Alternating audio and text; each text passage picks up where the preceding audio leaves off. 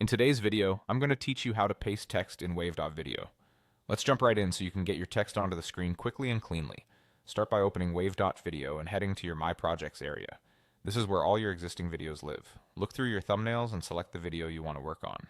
When you click it, you'll see options related to that project. Choose Edit Video to open the editor. Give it a moment to load. You'll see your canvas in the center and editing tools around it. Now we want to bring text onto the canvas.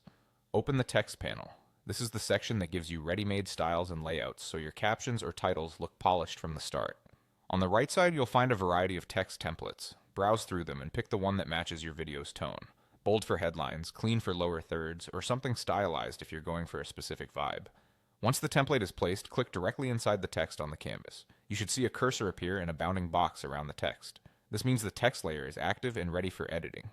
Before you paste, make sure you've already copied your text from its original source, whether that's a document, a script, or a caption list, so it's on your clipboard. With the text box active, press Ctrl+V on Windows or Command+V on Mac to paste your chosen text. If your paste brings over unwanted formatting, you can clear it in the text controls or paste as plain text if your browser supports that. After pasting, tidy things up. Adjust the font, size, color, and alignment in the inspector so the text matches your branding. If any lines wrap awkwardly, resize the text box by dragging the corners, or tweak the line spacing for a cleaner look.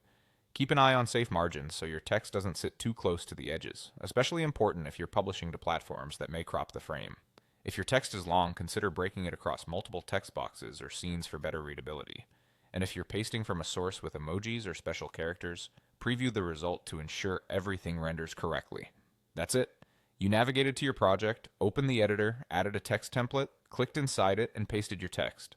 A few quick adjustments and your video is ready to shine. Thanks for watching and happy editing.